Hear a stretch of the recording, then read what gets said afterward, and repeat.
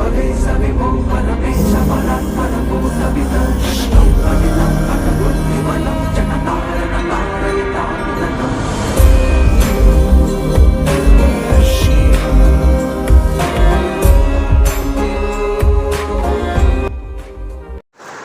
नमः शिवाय। मैं हूं एस्ट्रोलॉजर के.एम. सिन्हा और मैं अपने यूट्यूब चैनल पर आप सभी का हार्दिक स्वागत करता हूं।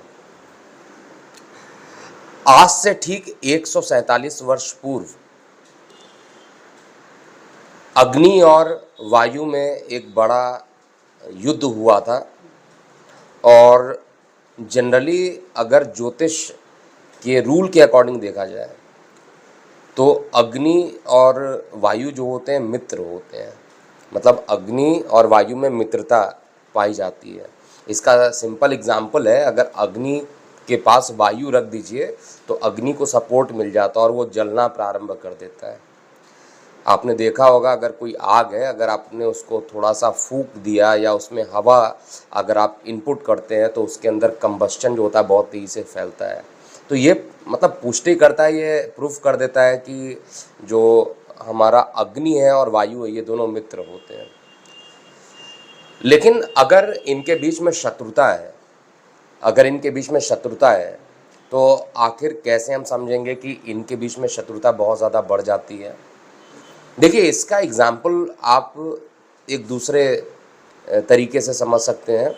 कहीं पे आग लग गया तो हम लोग क्या करते हैं, वहाँ पर फायर एक्सटिंग्विशर यूज़ करते हैं। और फायर एक्सटिंग्विशर जो होता है उसके अंदर अगर आप देखिएगा तो वायु तत्व ही होते हैं, लेकिन वो वायु तत्व जो होते हैं वो ऑक्सीडेशन नहीं कराते हैं, वो ऑक्सीडेशन की प्रक्रिया को रोक देते हैं, जिसके कारण आग की जो ज्वाला होती है वो धीरे धीरे कम हो जाती है। तो एक तरफ जहाँ वायु अग्नि को बढ़ाता है, वहीं पर कुछ वायु ऐसे हो जाते हैं जो कि इनको शांत करने का काम करते हैं।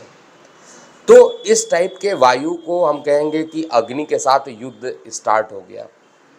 ऐसा कब होता है? देखिए, जब सारे ग्रह राहु और केतु के नक्षत्र में जब चले जाते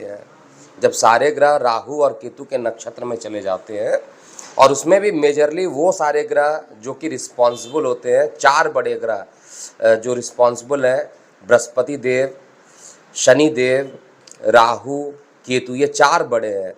और रक्तपात का कारक मंगल, ये पांचवा ऐसा ग्रह है जिसकी इम्पोर्टेंस बहुत ज़्यादा हो जाती है।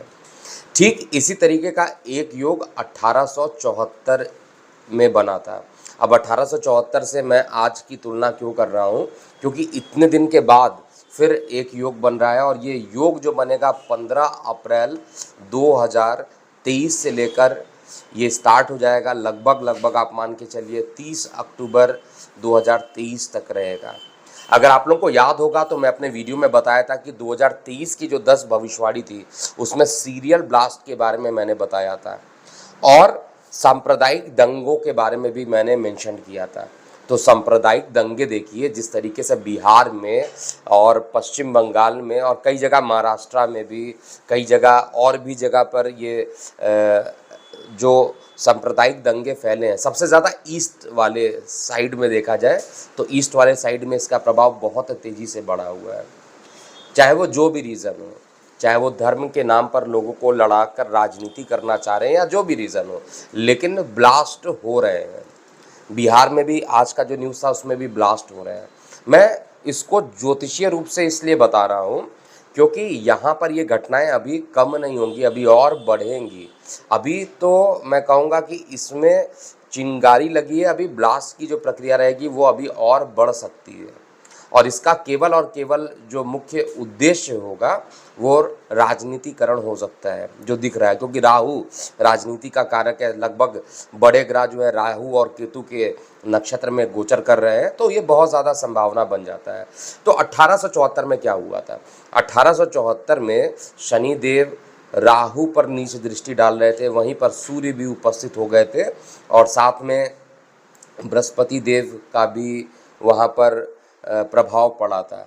ठीक ऐसा ही प्रभाव 15 अप्रैल के बाद जब सूर्य उच्च राशि में रह जाएंगे तो उस समय शनि की नीच दृष्टि राहु पर तो पड़ेगी और शनि की नीच दृष्टि राहु पे पड़ना बहुत बड़ा सिग्निफिकेंस है एस्ट्रोलॉजी में, क्योंकि राहु जो होता है एजेंट होता है शनि का, और अगर नीच दृष्टि डाल रहा है, और भारत की कुंडली के हिसाब से अगर देखा जाए तो ये सारी घटना द्वादश स्थान पर होगी, 12th हाउस में जाकर होगी।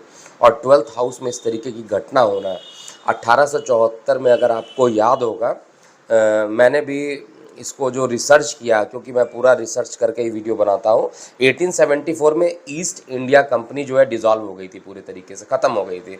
तो ईस्ट इंडिया कंपनी आपको पता होगा कि जो ब्रिटेन से स्टार्ट हुई थी और व्यापार करने के उद्देश्य से आई थी, और सीधे सीधे अपने देश पर पूरा साम्राज्य स्थापित कर ली थी। लेकिन 1874 में जब ये पूरे तरीके से डिसॉल्व हुआ, उसके बाद देखिए स्वतंत्रता पाने के लिए किस तरीके से लोग आगे बढ़े थे, ठीक उसी तरीके से। और ये भी ईस्ट में ही घटना हुआ था, ईस्ट से ये स्टार्ट हुआ था।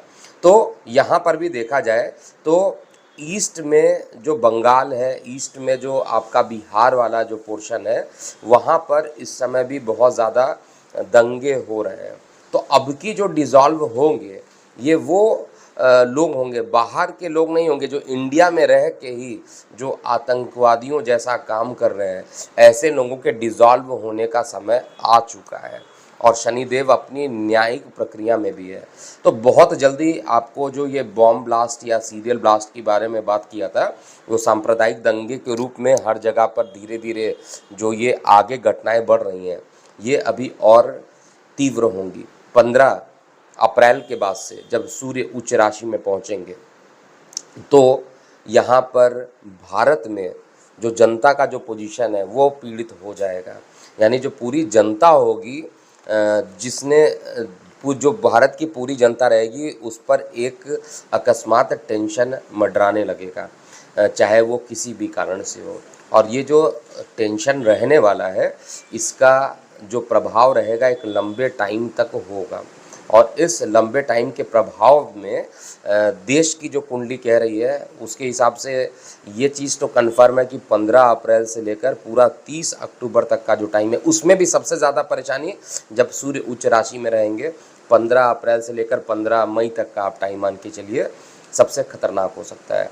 और यहाँ पर देश में जो भाई आतंकवादी लोग जो होते हैं, वो हमारे देश के बाहर रहते हैं और हमारे देश पर हमला करते हैं, उनसे तो हम लोग बच सकते हैं।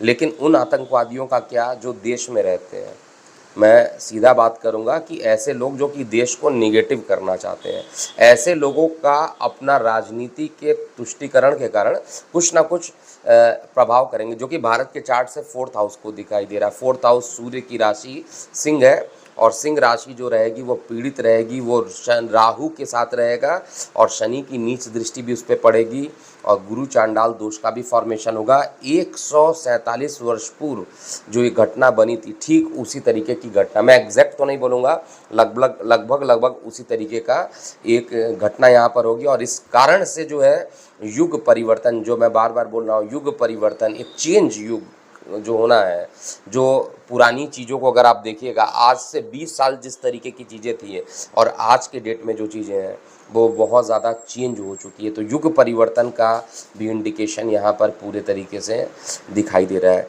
तो मेदिनी ज्योतिष ये कहती है कि अभी भी जनता के अंदर भय उत्पन्न हो सकता है, और भय उत्पन्न होना ये सिंपल चीज़ों से तो नहीं हो सकता है, लेकिन जिस तरीके से रामनवमी के दिन से ये घटना प्रारंभ हुई है, तो ये घटना अभी और विस्तृत रूप ले सकती है। और ऐसा हो सकता है कि कई राज्यों में राष्ट्रपति शासन भी लगाना पड़ जाए गवर्नमेंट को, ऐसा भी चार्ट में मुझे दिखाई दे रहा है।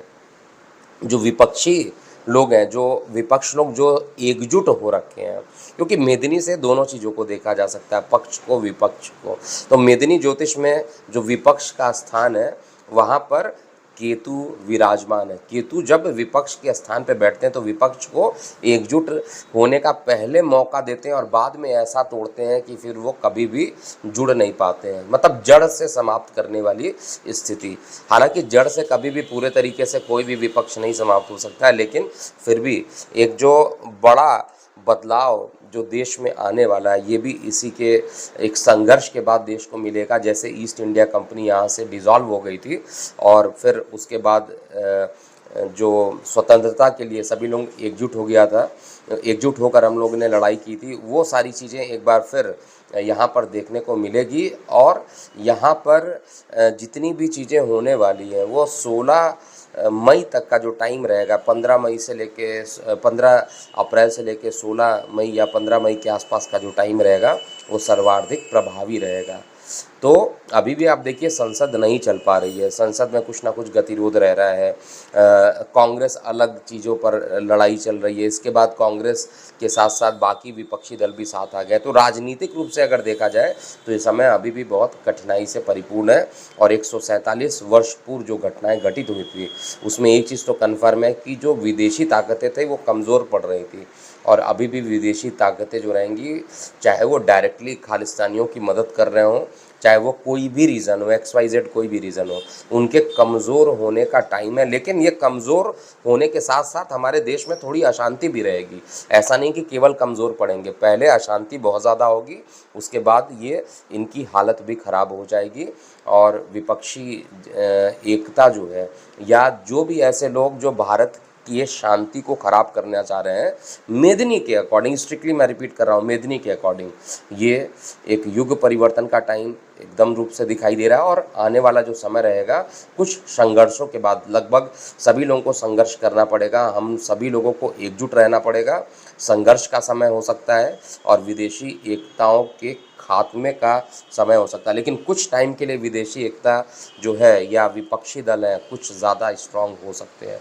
तो अभी के लिए इतना ही। आप अपनी प्रतिक्रियाएं कमेंट बॉक्स में लिखिएगा। मैं हूं एस्ट्रोलॉजर KM सिन्हा। ओम नमः शिवाय।